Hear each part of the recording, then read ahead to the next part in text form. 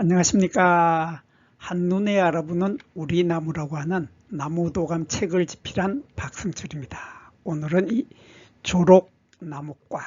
조록나무과의 풍년화에 대해서 살펴보도록 하겠습니다. 풍년화라고 하면은 이 꽃은, 풍년화의 꽃을 우리들은 보통 봄의 전령사라고 하죠. 그러니까 1년 중에서 가장 먼저 꽃이 피는 나무가 바로 풍년화죠. 그래서 이 풍년화는 보통 2월 4일, 그러니까 2월 4일이면은 우리 입춘대길이라고 하는 바로 그 입춘날이죠. 입춘날이 되었을 때 이미 꽃이 다 피어 있습니다.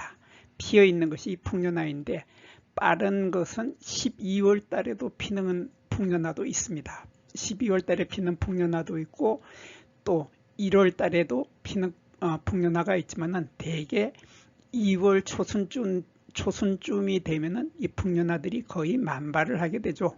만발을 하게 되는 그러한 봄의 전령사인 풍년화가 어떤 나무인지에 대해서 공부해 보도록 하겠습니다.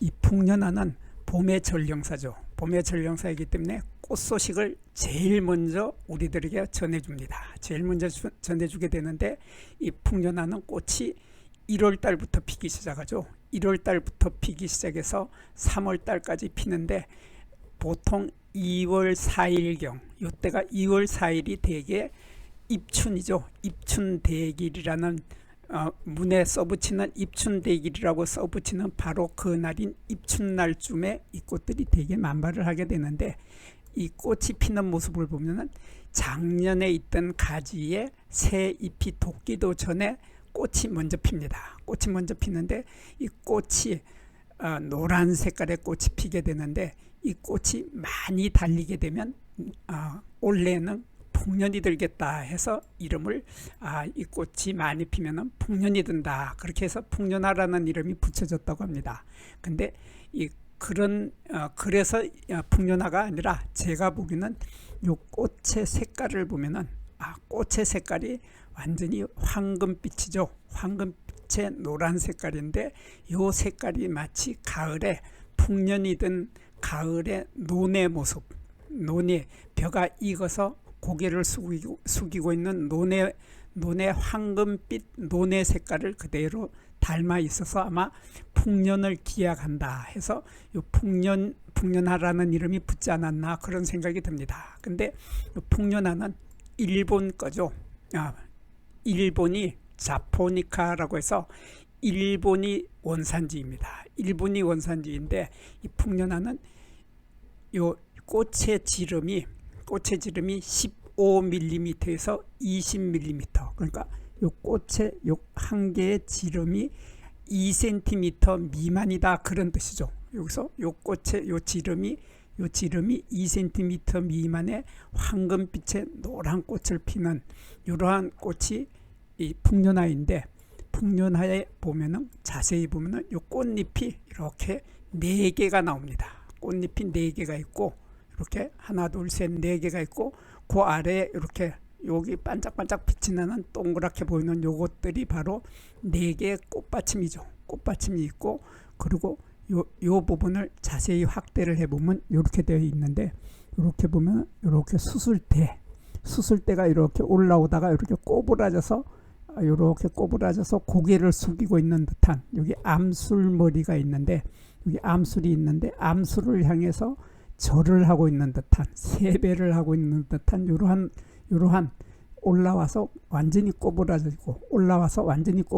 그 끝에 꽃밥이 달리죠. 그 끝에 이렇게 꽃밥이 4개가 달리고 수술이 4개가 달리는데, 요렇게 수술대도 있고 꽃밥도 있는 이러한 꽃, 그리고 그 속에 암술도 제 기능을 모두 다 하고 있고, 수술도 제 기능을 모두 다 하고 있기 때문에, 이러한 암술과 수술이 모두 제 기능을 다 하고 있기 때문에 이 꽃은 나중에 열매를 맺을 능력을 다 가지고 있습니다. 꽃 하나가 열매 하나를 맺을 수 있는 능력을 가지고 있는 이러한 꽃을 우리들은 한자로 양성화라고 하고 우리말로는 쌍성꽃이라고 합니다. 그러니까 남자 여자 두 개의 성을 다 가지고 있다, 그런 뜻입니다.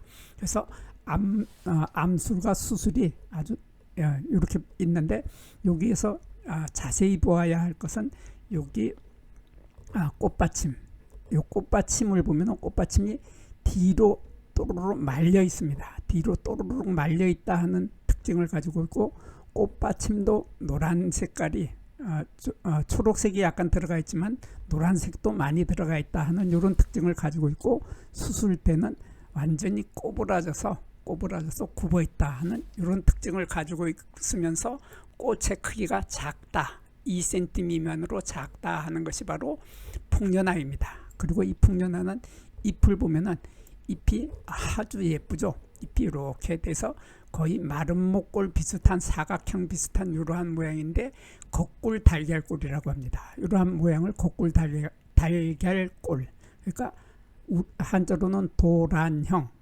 달걀을 거꾸로 세워놓은 듯한 이러한 달걀을 거꾸로 세워놓은 듯한 이런 도란형의 형태, 겉골 달걀골의 형태를 하고 있고, 잎 하나는 10cm에서 12cm 정도 되는데, 이 잎의 뒷면을 보면은 잎의 뒷면에 이렇게 여기 중심맥이 이렇게 내려갑니다. 중심맥이 내려가고 중심맥에서 이렇게 견맥이 갈라지는데, 견맥이 갈라지는 이 중심맥 위에 중심맥과 이 견맥에 보면은 이 별 모양의 털, 한자로는 성모라고 합니다. 성모, 별 성자를 쓰는 별 모양의 털이 이렇게 많이 있습니다. 여기 입자루에도 별 모양의 털이 있고, 여기도 별 모양의 털이 있고, 여기 요 부분을 바로 요 부분을 우리들은 맥액이라고 하죠. 맥이 중심맥이 있고 견맥이 갈라지는 겨드랑이 부분, 요거를 맥액, 우리말로는 맥겨드랑이라고 하는데, 이 맥겨드랑이 부분에는 이렇게 털이 많이 있는 모습을 볼 수 있습니다. 이러한 털을 가지고 있는 것이 바로 풍년화입니다. 그리고 이 풍년화는 열매를 보면 열매가 아주 특이하게 생겼죠. 좀 특이하고 신기하게 생겼는데, 요게 보면 열매가 이렇게 있는데, 열매 이렇게 보이는, 요게 길쭉하게 보이는 뭐 뾰족한 거가 보이죠. 요것이 바로 여기에 있는 암술대가 나중에 열매가 익을 때까지도 이렇게 남아있게 되죠. 남아있게 되고, 열매에 이러한 줄이 보이죠. 여기도 이렇게 줄이 보이는데, 요거를 우리들은 복봉선이라고 합니다. 복봉선이라고 하는데, 이 복봉선이 이 열매가 다 익게 되면 이 복봉선을 중심으로 열매가 양쪽으로 갈라집니다. 갈라져서 벌어지게 되는데, 이렇게 벌어져서 요 속에 들어있던 씨앗이 여기 하나 두 개의 씨앗이, 이런 까만 씨앗이 요 벌어지면서 요 속에서 씨앗이 튀어나오게 되는데, 이렇게 열매 껍질이, 요 갈색의 열매 껍질이 익으면 저절로 벌어지고 그 속에서 씨앗이 튀어나온다 해서 이러한 열매를 우리들은 튀는 열매라고 합니다.